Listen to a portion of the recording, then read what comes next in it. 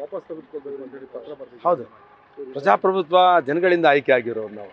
ಸ್ಪೀಕರ್ಗೆ ಅಧಿಕಾರ ಇದೆ, ಇಲ್ಲ ಅಂತ ನಾನು ಹೇಳಲ್ಲ. ಆದರೆ ಯಾವುದೇ ಒಂದು ಘಟನೆ ಆದಾಗ ಆ ಘಟನೆಗೆ ಸೀಮಿತವಾಗಿರಬೇಕು. ಆದರೆ ಏಕಾಏಕಿ ಇವರು 6 ತಿಂಗಳು ಸಸ್ಪೆಂಡ್ ಮಾಡಿರುವಂಥದ್ದು ಪ್ರಜಾಪ್ರಭುತ್ವದ ಕಗ್ಗೋಲೆ ಆಗುತ್ತೆ. ಅದಕ್ಕೆ ಅವರಿಗೆ ನಾವು ಅವ್ರ ವಿರುದ್ಧ ಹೋರಾಟ ಮಾಡಿದ್ದಲ್ಲ. ಅವತ್ತಿನ ವಿಷಯ ಏನಿತ್ತು ಅಂತ ಹೇಳಿದ್ರೆ, ಕರ್ನಾಟಕ ರಾಜ್ಯದಲ್ಲಿ ಒಂದು ಸೆಕ್ಸ್ ಸ್ಕ್ಯಾಮ್ ಅಂತ ಬಂತು. ಅದು ಒಬ್ಬ ಸಚಿವರು ಅದನ್ನು ಪ್ರಸ್ತಾಪ ಮಾಡ್ತಾರೆ, ಕಾಂಗ್ರೆಸ್ಸಿನ ಸಚಿವರಾದ ರಾಜಣ್ಣವರು. It's a very serious scam it is. ಅದನ್ನು ತನಿಖೆ ಮಾಡಿ ಅಂತ ಹೇಳಿದರೆ ಹೋಮ್ ಮಿನಿಸ್ಟರ್ ಏನು ಹೇಳ್ತಾರೆ? ಹೋಮ್ ಮಿನಿಸ್ಟರ್ ನಮ್ಮ ಜಿಲ್ಲೆಯವರೇ ಏನು ಹೇಳಿದ್ರು ಅವರು? ರಾಜಣ್ಣವ್ರು ಕಂಪ್ಲೇಂಟ್ ಕೊಡಲಿ, ಯೋಚನೆ ಮಾಡ್ತೀವಿ ಅಂತ ಹೇಳಿದ್ರು. ಏನು ರೀ ಕಂಪ್ಲೇಂಟ್ ಕೊಡಬೇಕು ಒಂದು ಸರ್ಕಾರಕ್ಕೆ? ಸರ್ಕಾರ ಸುವಮೋಟೋ ತಗೊಂಡಿದೆಯೋ? ಎಷ್ಟು ಸಲ ತಗೊಂಡಿದೆ? ಯಾವುದೇ ಇಶ್ಯೂಸ್ ಬಂದಾಗ, ಒಬ್ಬ ಮಂತ್ರಿ ಮೇಲೆ ಬಂದಾಗ immediately government should constitute enquiry committee ಹೇಳ್ಬೋದಾಗಿತ್ತಲ್ಲ. ಅವರು ಕಂಪ್ಲೇಂಟ್ ಕೊಡಲಿ, ನೋಡ್ತೀವಿ ಅಂತ ಹೇಳಿದ್ದಕ್ಕೆ ನಮ್ಗೆ ಸಿಟ್ಟು ಬಂತು.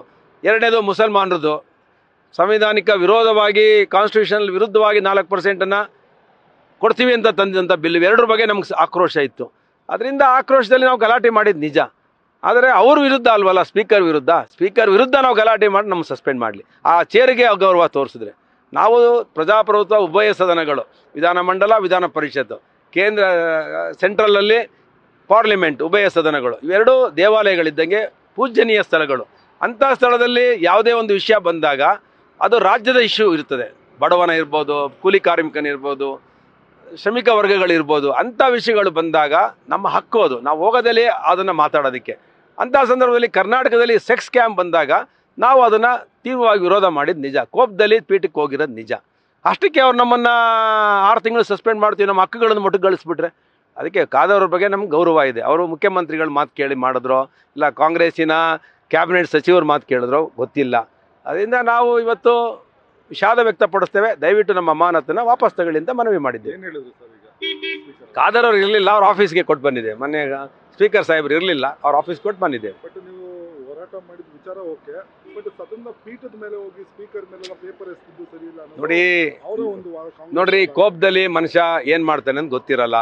ಇದು ಸ್ಕ್ಯಾಮ್, ಬಿಗ್ ಸ್ಕ್ಯಾಮ್ ಆದಾಗ, ಶಾಸಕರ ಮೇಲೆ ಆರೋಪ ಬಂದಾಗ ಅದನ್ನು ಒಂದು ಬಿಗ್ ಎನ್ಕ್ವೈರಿ ಕಮಿಟಿ ಕಾನ್ಸ್ಟಿಟ್ಯೂಟ್ ಮಾಡಬೇಕಾಯ್ತು. ಒಂದು ಜುಡಿಷಿಯಲ್ ಎನ್ಕ್ವೈರಿ, ಯಾರೋ ಒಬ್ಬರ ಪ್ರೆಸೆಂಟ್ ಜಡ್ಜ್ನ, ಹೈಕೋರ್ಟ್ ಜಡ್ಜ್ನ ತನಿಖೆ ಮಾಡಬೇಕಾಯ್ತು ಸರ್ಕಾರಕ್ಕೆ ದಮ್ಮಿದ್ರೆ.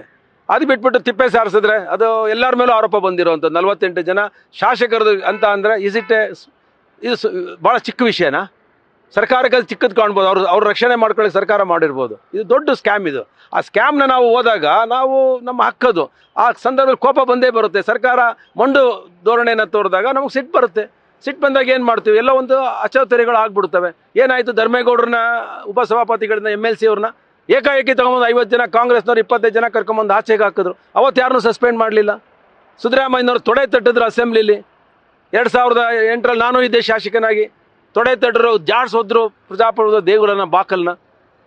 ಕೈ ತಟ್ಟಿ, ತೊಡೆ ತಟ್ಟಿ, ಭುಜ ತಟ್ಟಿ, ಉಗ್ರ ಅವತಾರಗಳು, ನರಸಿಂಹನ ಅವತಾರ ತೆಗೆದ್ರು. ಅವತ್ತೇನು ಸಿದ್ದರಾಮಯ್ಯನವ್ರಿಗೆ 1 ವರ್ಷ ಅಲ್ಲ, ಪರ್ಮನೆಂಟಾಗಿ ಸಸ್ಪೆಂಡ್ ಮಾಡಬೇಕಾಯಿತು. ಯಾರು ಧರ್ಮೇಗೌಡರನ್ನ ಮಾಡಲ್ಲ ಅವ್ರನ್ನ ಪರ್ಮನೆಂಟಾಗಿ ತೆಗಿಬೇಕಾಗಿತ್ತು. ಅಂಥ ನೀಚ ಕೆಲಸ ನಾವೇನು ಮಾಡಿಲ್ವಲ್ಲ. ಪೀಠದ ಮುಂದೆ ನಿಂತ್ಕೊಂಡು ಪ್ರತಿಭಟನೆ ಮಾಡ್ದೋ. ಇತಿಹಾಸ ಗೊತ್ತಿಲ್ವ ಕಾದರ್ ಸಾಹೇಬರಿಗೆ? ನಮ್ಮ ಹಕ್ಕುಗಳನ್ನು ಮೊಟಕುಗೊಳಿಸುವಂಥ ಕೆಲಸವನ್ನು ಯಾಕೆ ಮಾಡ್ತಾರೆ? ನಾನು ಇವತ್ತು ವಿನಂತಿ ಮಾಡಿದ್ದೇನೆ, ಏನಾದ್ರು ನಿಮ್ಗೆ ನೋವಾಗಿದ್ರೆ ನಿಮ್ಮ ಪೀಠಕ್ಕೆ ನಾವು ಗೌರವ ಕೊಟ್ಟಿಲ್ಲ ಅಂತ ನಿಮಗೆ ಅನಿಸಿದ್ರೆ ಖಂಡಿತ ನಿಮ್ಮ ಪೀಠಕ್ಕೆ ಗೌರವ ಕೊಟ್ಟಿದ್ದೇವೆ.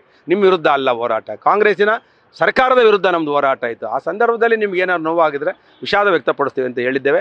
ನಮ್ಮ ಅಮಾನತನ್ನು ವಾಪಸ್ ತಗೊಳ್ಳಿ ಅಂತ ನನ್ನ ವೈಯಕ್ತಿಕ ಅಭಿಪ್ರಾಯ ನಾನು ಕೊಟ್ಟಿದ್ದೇನೆ. ಬೇರೆಯವರೆಲ್ಲರೂ ಕೊಡ್ತಾರೆ. ನಾನು ಅಶೋಕ್ ಸಾಹೇಬ್ರಿಗೂ ಹೇಳಿದ್ದೇನೆ, ನೀವೆಲ್ಲರೂ ಸೇರಿಸಿ ಕೊಡೋಣ, ಇದನ್ನು ಕೊಟ್ಟು ಬೇಗ ಇದನ್ನು ಬಗೆಹರಿಸಿ ಅಂತ ಹೇಳಿದ್ದೇನೆ. Thank you. ನ್ಯೂಸ್ ಫಸ್ಟ್, ನಿರ್ಭೀತಿಯಿಂದ ನಿಮ್ಮ ಪರವಾಗಿ.